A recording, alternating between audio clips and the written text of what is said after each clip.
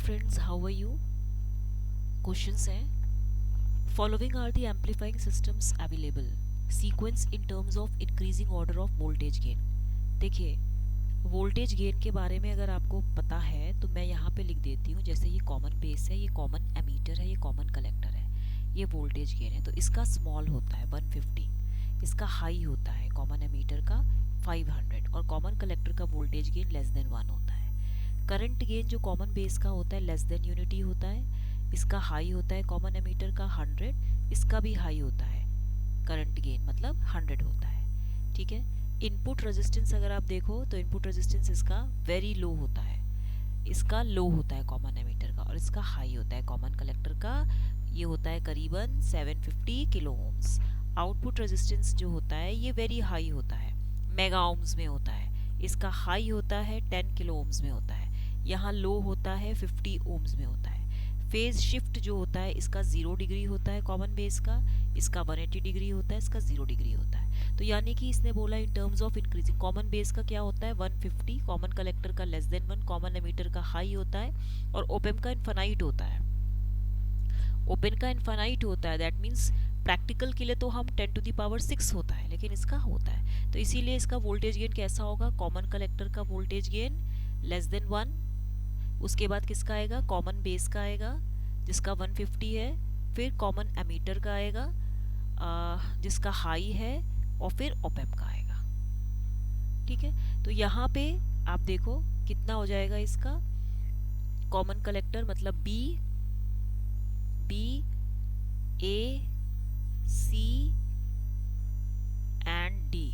तो यानी कि first second third fourth B A. तो ये फर्स्ट ऑप्शन सही है इसका. नेक्स्ट क्वेश्चन है इसका, ये वाला कौन सा है, रुकिए.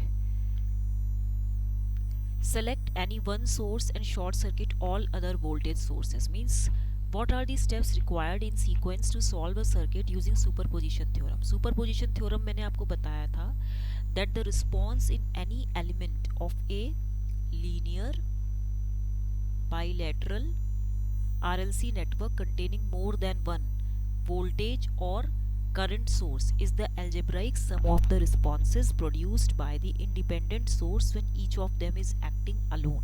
तो पहले हम क्या करते हैं, देखिए इसने जो बोला है, इसका जो स्टेप आएगा, इसने बोला है पहला स्टेप है इसका ए, कोई भी एक सोर्स लेते हैं, short circuit all other voltage sources.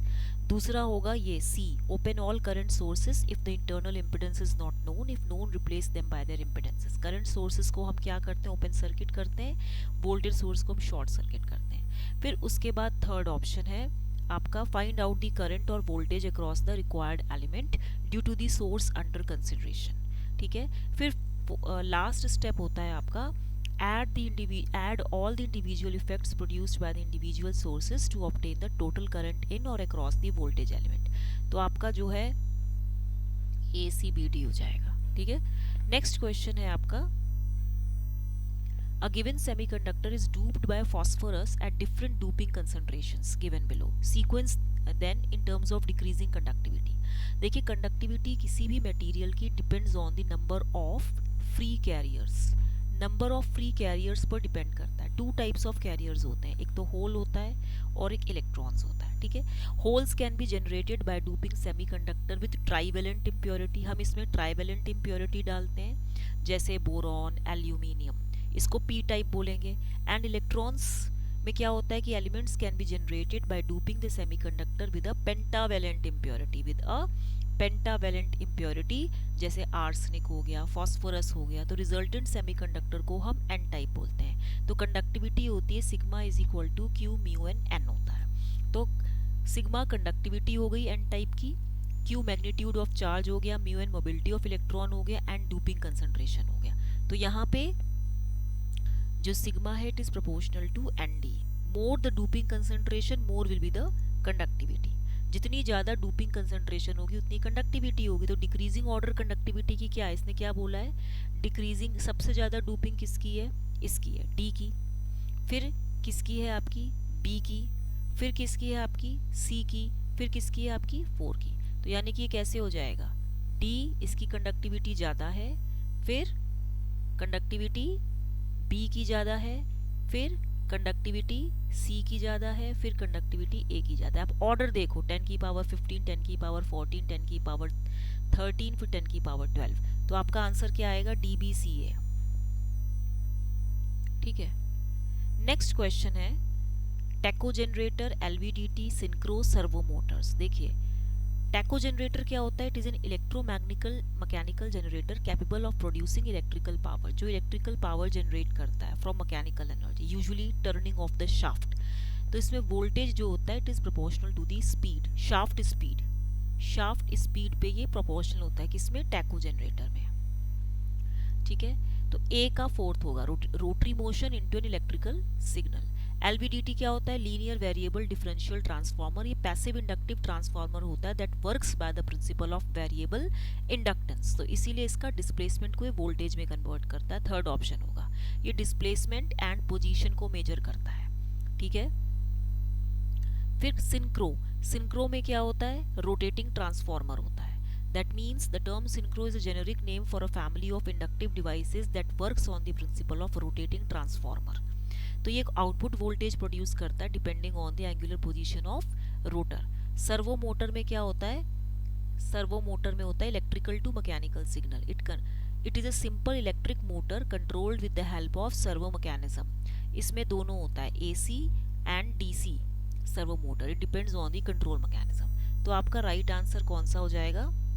ए का फोर्थ है और बी का थर्ड है। देखिए ए का फोर्थ, बी का थर्ड, सी का फर्स्ट है, सी का क्या है? एक मिनट, इसमें कहीं गलती है। डी का सेकंड है क्या? सिंक्रो, सी का सेकंड, एक मिनट सॉरी, ये वाला होगा, ये वाला होगा, ये वाला। ए का फोर्थ है, बी का थर्ड है, सी का सेकंड है, डी का फर्स्ट है। ठीक है, नेक्स्ट क्वेश्चन है ये वाला। देखिए इस क्वेश्चन में क्या है? Mach Zehnder. मैक जेंडर एक इनडायरेक्ट मॉड्यूलेटर होता है। ये क्या होता है? इनडायरेक्ट मॉड्यूलेटर होता है for controlling the amplitude of optical wave. तो input wave guide is split into two wave guides. इसमें जो इनपुट वेव गाइड होती है it is split into two wave guides, wave guide 1, wave guide 2। ठीक है, तो ए का fourth है, ये इनडायरेक्ट मॉड्यूलेटर है। ऑन ऑफ कीइंग को हम ASK बोलते हैं। ठीक है, that means it is also called amplitude shift keying modulation that represents digital data as the presence और एब्सेंस ऑफ कैरियर वेव। तो इसीलिए ये डायरेक्ट मॉड्यूलेशन होता है, ये ASK बोलते हैं। SRS क्या होता है? Stimulated Raman scattering. It occurs when the light intensity inside the Raman nonlinear medium reaches a threshold level. तो C का सेकंड होगा, stimulated emission. Pulse broadening, it is due to material dispersion. ये dispersion pulse broadening की वजह से होता है। Material dispersion that occurs when the phase velocity varies non-linearly, okay, with the wavelength. Varies non-linearly with wavelength. That is second differential of refractive index D2 and second index N क्या है? Refractive index. Okay, C upon V। Second differential of refractive index with respect to the wavelength is not equal to 0। तब यहाँ पे क्या होता है? Pulse broadening होती है। तो इसका आंसर होगा ए का फोर्थ। देखिए इसमें क्या है?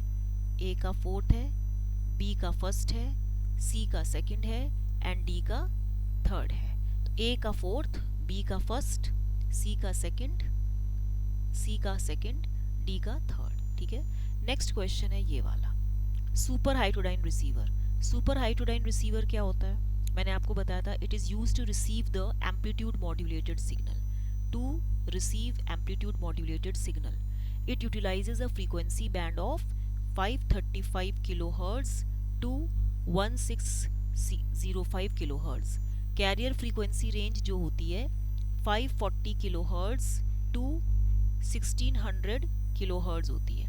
ठीक है, इंटरमीडिएट फ्रीक्वेंसी जो होती है AM की 455 किलोहर्ट्ज होती है। तो we prefer up conversion due to less capacitor value requirements. तो यहाँ पे जैसे इसने सुपर हाइड्रोडाइन रिसीवर बोला है तो इसका कौन सा ऑप्शन होगा? Image frequency. क्यों? फ्रीक्वेंसी क्योंकि इसमें FLO होता है। FLO is equal to signal frequency plus IF frequency. An AM signal transmitted at a frequency FLO plus FIF. FLO plus FIF, इसे बोलते हैं इमेज फ्रीक्वेंसी। ये एक अनडिजायर्ड फ्रीक्वेंसी होती है। PCM क्या होता है? In which we first sample the analogue signal, then it is quantized into levels and then encoded in digital format. There is always some error introduced because of quantization. इसको quantization noise बोलते हैं। तो PCM में quantization noise होती है, super hydro receiver में image frequency होती है, डेल्टा मॉड्यूलेशन में ग्रैन्युलर नॉइज होती है। ये 1 बिट DPCM होता है। 1 बिट DPCM होता है as it transmits only 1 bit per sample. इसमें स्लोप ओवरलोड एरर पहले आती है if the input is changing very fast, and granular error आती है when the message signal is almost constant, जब इसमें मैसेज सिग्नल ऑलमोस्ट कांस्टेंट होता है। ठीक है। फ्रीक्वेंसी मॉड्यूलेशन में क्या है? When frequency of carrier is altered by amplitude of message signal. ठीक है। तो FM में आपका क्या आ जाएगा? Frequency discrimination. मतलब फ्रीक्वेंसी डिस्क्रिमिनेशन में क्या होता है कि एक FM वेव होती है, ये डिफरेंशिएटर होता है, ठीक है, ये इनवेलप डिटेक्टर होता है, ये डिमॉड्यूलेटेड आउटपुट होता है। ठीक है। तो फ्रीक्वेंसी मॉड्यूलेशन में क्या है कि when the frequency of carrier is altered by the amplitude of the message signal, the resulted signal is called a frequency modulated signal. तो यहाँ पे ये फ्रीक्वेंसी डिस्क्रिमिनेशन मेथड होता है, means in order to detect the output. ठीक है। तो आपका जो राइट आंसर होगा वो होगा A का 2, B का 4th। किस में है? A का 2, B का 4th, C का 1st, D का 3rd। C का 1st है, D का 3rd है। ठीक है।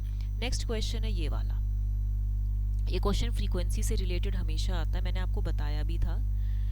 जो ये आपका माइक्रोवेव बैंड होता है, माइक्रोवेव स्पेक्ट्रम होता है, it is usually defined as a range of frequencies ranging from 1 gigahertz to 300 gigahertz. ठीक है। तो this range has been divided into a number of frequency bands. ठीक है। Each represented by a letter. तो यहाँ पे जैसे आपका VLF है, अब इसमें मैंने आपको बताया भी था LSCX कूके का, ये मैं अब 10 बार नहीं बताऊंगी आपको। जो आपका राइट आंसर होगा इसमें UHF। देखिए जो आपका VLF है, LF है, MF है, HF है, फिर आपका कौन से बैंड्स हो गए? VHF है, फिर UHF है, फिर SHF है, फिर EHF है। तो इसमें आप देखो यहाँ पे VLF की फ्रीक्वेंसी होती है 0 to 3 किलोहर्ट्ज। ठीक है। 3 किलोहर्ट्ज मतलब आप इसको लगा लो 0.03 मेगाहर्ट्ज। तो ये कितना हो जाएगा? इंटू 10 की पावर 6। ये कैंसिल होके कितना होगा? ये 100 हो गया, ये 10 की पावर 4 मतलब 30 किलोहर्ट्ज हो गया ना। वैसे 0 to 3 किलोहर्ट्ज होता है ये। LF 3 to 30 किलोहर्ट्ज होता है, ये 30 to 300 किलोहर्ट्ज होता है, ये 300 किलोहर्ट्ज टू 3 मेगाहर्ट्ज होता है शायद। HF ये चेक करना पड़ेगा।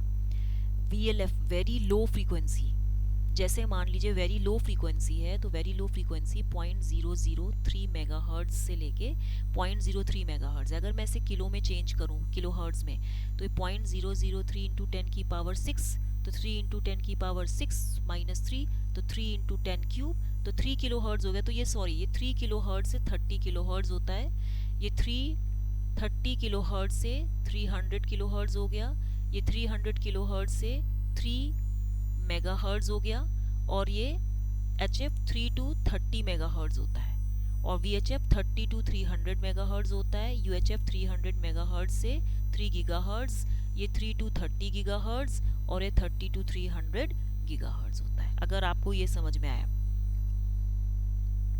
6 ना 30 to 300 गीगाहर्ट्ज मतलब हाँ ये आपको चेक करना पड़ेगा, इतनी फ्रीक्वेंसी रेंज इसकी होती है।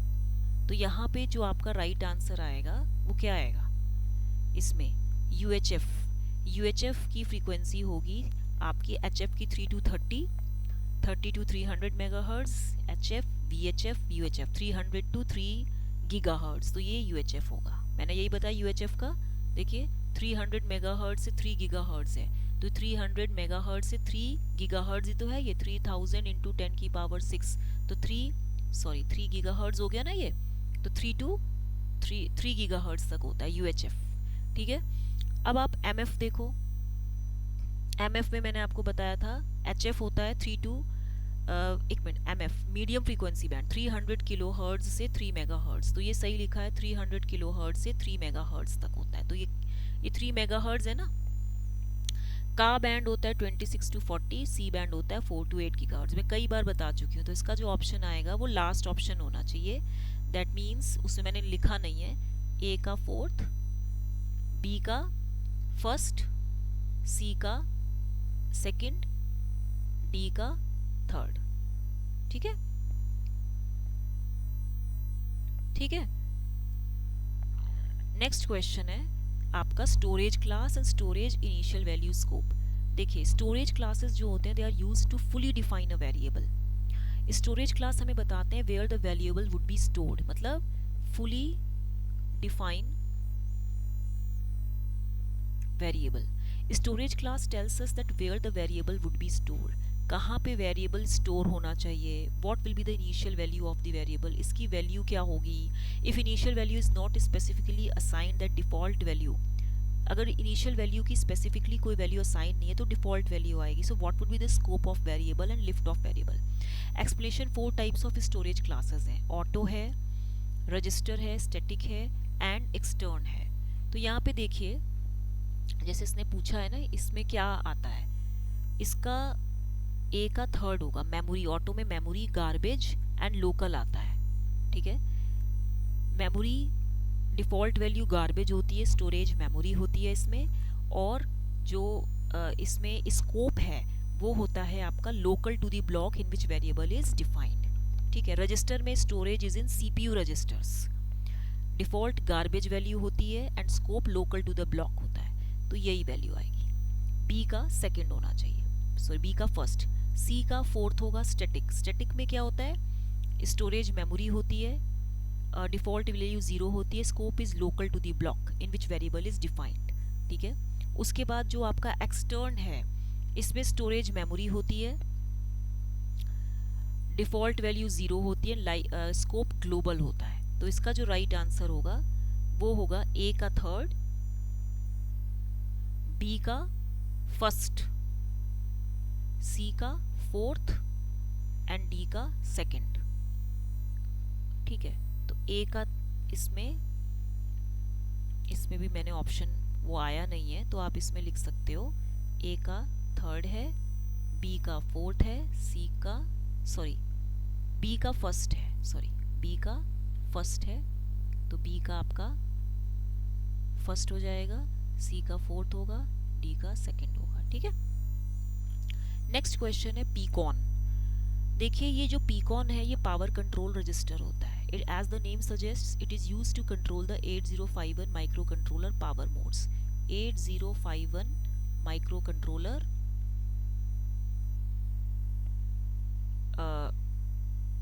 To control 8051 micro controllers power modes को कंट्रोल करता है, and it is located at 87H ऑफ SFR मेमोरी स्पेसिस। ठीक है, इसमें ये लोकेटेड होता है। It uses 2 bits in the PCON register, 2 bits होते हैं इसमें। Micro controller can be set to idol and power down mode, होता है। तो इसमें जो ए का थर्ड हो जाएगा, आइडल बिट होती है इसमें, पावर डाउन बिट होती है, क्योंकि ये माइक्रो कंट्रोलर को हम इन 2 मोड्स में ही सेट कर सकते हैं। टी मोड जो होता है ये एक 8 बिट रजिस्टर होता है। मैं यहाँ पे लिख देती हूँ अलग मार्कर से कि जो आपका ये टी मोड होता है ये 8 बिट का रजिस्टर होता है, यूज्ड फॉर सेलेक्टिंग टाइमर को सेलेक्ट करता है और काउंटर को एंड मोड ऑफ टाइमर्स को। तो इसमें जो इसका आंसर होगा वो बी का फोर्थ आएगा, मतलब टाइमर काउंटर मोड्स को ये सेलेक्ट करता है। टीकॉन क्या होता है, टीकॉन होता है along with the bits use होता है, use for timer programming and control. मतलब इसमें आपका जो आंसर आएगा इसमें सी का सेकंड आएगा। टाइमर काउंटर कंट्रोल रजिस्टर करता है, ये टी मोड तो मोड्स करता है एंड सी काउंटर को कंट्रोल करता है। मतलब अभी हम इसको बाद में देखेंगे। ठीक है, नेक्स्ट है आपका PSW प्रोग्राम स्टेटस वर्ड। ये भी 8 बिट का रजिस्टर होता है, फ्लैग रजिस्टर बोलते हैं। इसमें केवल 6 bits with the remaining 2 bits acting as user definable flags. 4 of the flags होते हैं, दे आर कॉल्ड कंडीशन, जैसे C4 हो गया, ऑक्सिलरी कैरी हो गया, पैरिटी हो गया, ओवरफ्लो फ्लैग हो गया, तो ये 8 बिट रजिस्टर होता है। तो यहाँ पे PSW जो है इट कंटेन्स स्टेटस फॉर्मेशन, ठीक है। तो यहाँ पे आप देखो D का फर्स्ट हो जाएगा, तो यहाँ पे A का थर्ड,